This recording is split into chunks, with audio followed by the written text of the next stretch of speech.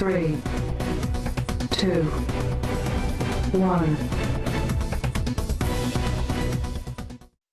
오늘도 첫 소식은 봉준호 감독 얘기입니다. 밥때 잘 지켜주는 감독님이라는데 영상을 먼저 좀 보도록 하겠습니다. 어떻게 주 52시간을 지켰다는 얘기가 알려지면서 또 한 번 회자가 됐거든요. 이미 2, 3년 전부터 영화 스태프들의 근로 방식이나 급여나 이런 부분들 다 정상적으로 정리가 되어 있었어요. 그 부분에 있어서 자랑스럽게 다들 생각합니다, 영화인들. 왜냐하면 이게 봉준호 appreciate it always. Sometimes you feel, gosh, you feel constrained, but with Bong Joon-ho, you don't. Everything is worked out in the finest detail in each and every scene. So I think 가장 정교하게 빛나는 그런 밥대를 너무 depart from character. 그래서 식사 시간 He is a director who knows exactly 굉장히 행복한 what time we're going to eat during the shoot, for example.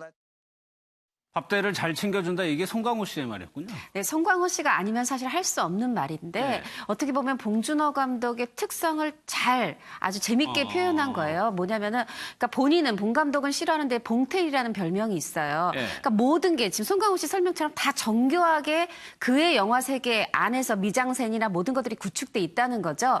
근데 그 정교함이 영화 작품 속 아니라 작품 밖에서도 이 이제 같이 일하는 배우들, 스태프들 다 행복한 환경에서 일할 수 있게 밥대를 정확히 지켜준다. 밥 시간까지 지키는 정교함을 보여준다. 이 얘기를 상영을 이제 그 전날 현지 시간 21일 밤 11시에 루미에르 대극장에서 했어요. 네. 그리고 이거는 그 다음 날 오전에 그 이제 해외 모든 세계 언론을 대상으로 해서 기자회견을 가졌고, 근데 그 자리에서 저렇게 송강호 씨가 아주 재치 있는 말로써 예. 이 사람이 작품만 잘 챙기는 게 아니라 스태프도 잘 챙긴다는 얘기를 저렇게 재밌게 했습니다. 네.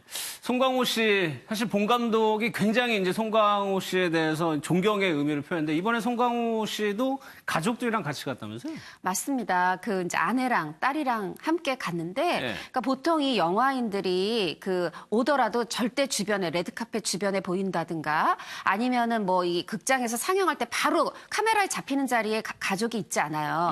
그리고 근데 오히려 송강호 씨도 그냥 주변에서 편안한 차림으로 아내랑 딸이랑 밥 먹고 쇼핑하고 이제 이런 모습들은 보였지만, 네. 그런데 이제 유일하게 2009년 10년 전에 박쥐, 이때도 사실 박찬욱 감독이 심사위원상을 받았었는데 이때는 딸의 손을 잡고 레드카펫을 송강호 배우가 올랐어요. 아무래도 이제 이때는 딸에게 정말 평생에 다시 없을 소중한 추억을 만들어주고 싶은 네. 그런 어떤 노력이었다. 아빠의 노력이었다 싶고, 당시 송강호 씨랑 너무 똑같은 붕어빵 닮은 얼굴 때문에도 굉장히 이제 화제였죠. 보통 네. 이제 어린이 배우, 작품에 출연한 어린이 배우는 레드카펫에 등장하지만 가족은 사실 이제 이 레드카펫은 저 같은 기자를 비롯해서 가족들이 다 레드카펫을 통과해요. 그리고 그걸 루미에르 대극장 안에서 큰 화면으로 볼 수 있는데 이렇게 굉장히 뚝 떨어져서 나의 남편이지만 혹은 이제 그게 감독이든 배우든 나의 아내든 누구든 뚝 떨어져서 이제 입장을 하고, 이제 그게 어떻게 보면 작품에 집중하게 하는 예의입니다. 근데 유영건 대표, 송강호 씨 아내분이 같이 연극 배우 출신이더라고요. 네, 네, 연극 배우로 이번에 칸에도 같이 가서 네. 가족들하고 이렇게 나들이도 하고 그랬다죠. 그 송강호 씨가 자기 부인이나 자식 얘기를 거의 안 하잖아요. 네. 사생활 얘기를 거의 안 해요. 아들이 저 수원 삼성의 프로축구에 축구를 한다. 뭐 이 정도만 알려있지 거의 좀 안 하고 있고, 부인도 그 뭐 연극 영어 배우 출신인데 거의 뭐 노출이 안 된 걸로 이렇게 알고 있습니다. 알겠습니다. 두 번째 내용 한번 보도록 하겠습니다. 이게 에베레스트의 사진이 맞느냐가 좀 의심스러울 정도인데, 손정혜 선생님, 여기 사진 보면은 이 줄 서 있는 거잖아요, 지금. 네, 이게 이제 병목 현상이라고 이야기하시는 분들도 있는데, 네. 에베레스트에 이제 정상까지 가는 길이 한 길이고 외길이어서 저렇게 많은 사람들이 등산인이 줄을 서서 대기하는 모습을 보고 계시는데요.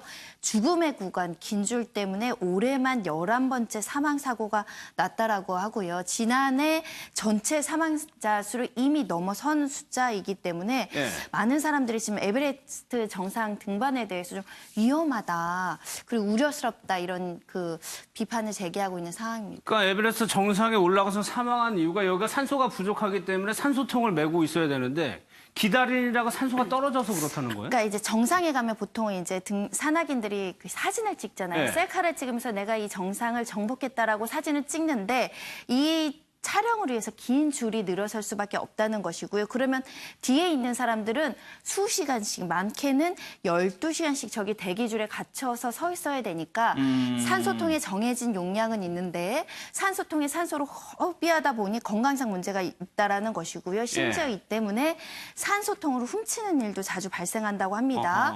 이 한두 시간을 지체하느냐 마느냐는 목숨과 같은 수준의 위험성이 야기된다라고 하는데 지금 이 등산가들이 줄을 서 있는 부분들 때문에 이런 문제는 재발될 수밖에 없다. 지금 대책이 나와야 된다라고 하는 상황입니다. 그러니까 사실 여기가 굉장히 높아서 고산증이 있을 수 있어요. 그러니까 산소통이 있어도 이게 어지럼증이라든가 두통이 심할 수 있는데 이게 이제 이 바로 아래에 밧줄이 하나가 있고 한 명이 올라가고 한 명만 내려올 수 있는 거예요.